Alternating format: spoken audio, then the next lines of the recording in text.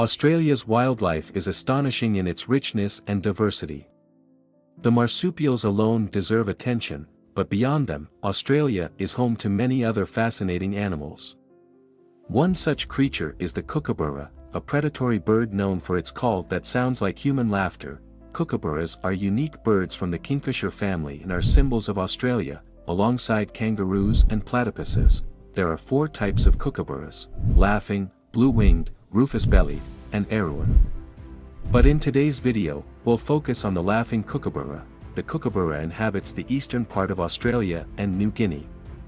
Humans introduced this bird species to Western Australia and Tasmania.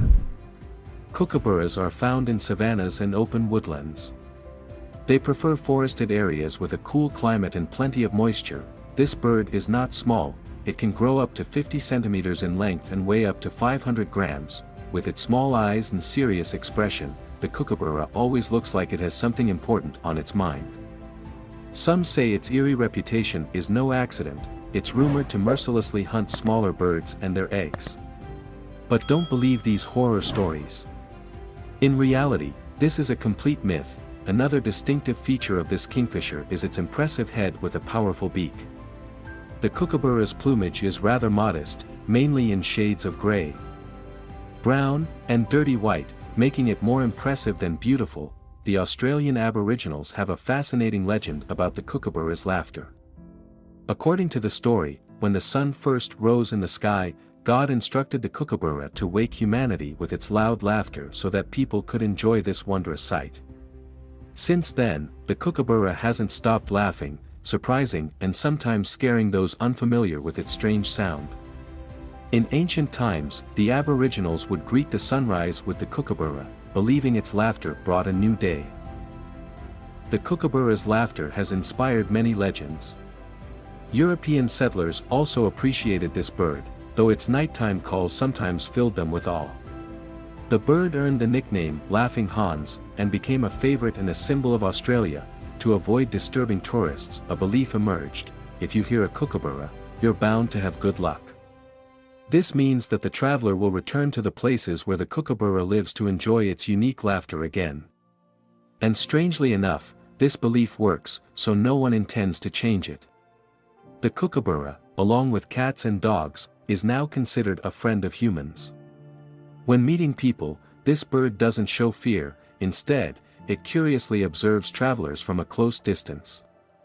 Kookaburras are true homebuddies. They rarely leave their territory and are not interested in long journeys. The name, Laughing Kookaburra, is no coincidence.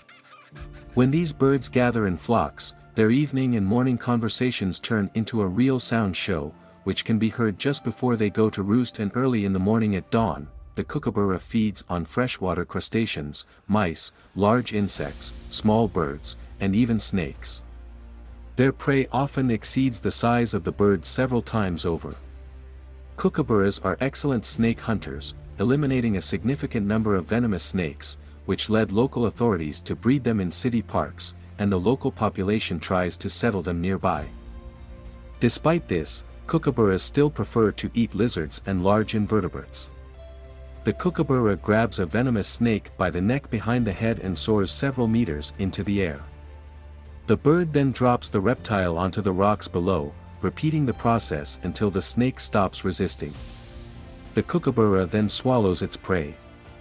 If the prey is too heavy, the bird simply shakes its head from side to side with the caught snake, then throws it to the ground, beats it with its beak, drags it along the ground, and only then eats it. The laughing kookaburra has been wrongly credited with many achievements, one of which we mentioned earlier: its supposedly cruel and ruthless behavior toward its own kind. But this is far from the truth. Yes, the kookaburra is a predatory bird, feeding mainly on reptiles and insects. In rare cases, it may attack rodents and, as a last resort, might target its own kind, but only in the most extreme situations when no other food can be found. These birds are monogamous, forming a lifelong pair. Eucalyptus tree hollows serve as a secure nesting site for their eggs. The female lays 2 to 3 small eggs with a 1-day interval. The incubation lasts 25 days, and helpers from previous broods often assist in the process. However, there's another interesting fact about the family life of kingfishers, though it's not a pleasant one. Newly hatched chicks begin fighting each other to the death. Most often, the smallest, newly hatched chick dies. The winner gets everything, food and warmth. This isn't cruelty, it's one of nature's laws, the strongest survive. A similar phenomenon occurs with owls. But among owls, fratricide only happens when food is scarce. For kookaburras, it's different. They start fighting as soon as they hatch, even before it's clear whether they'll face hunger or not. This behavior applies to chicks of the same age. If the female begins incubating the first egg immediately, and the chicks hatch at different times, such fights usually don't occur.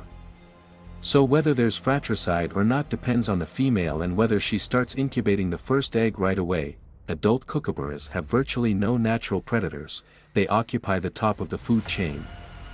Although snakes occasionally raid their nests, this is rare since kookaburras nest in eucalyptus tree hollows at least 25 meters off the ground. Additionally, both the male and female actively defend their territory from uninvited guests.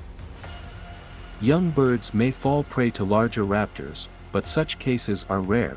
While many birds and animals living in Australia and nearby islands are considered rare, the kookaburra is not in danger.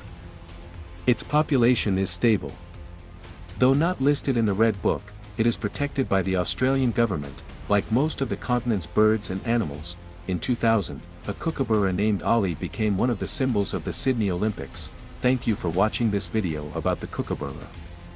I hope you found it interesting and learned a lot about these amazing birds. If you enjoyed the video and want to see more fascinating content about the animal world, be sure to subscribe to the channel.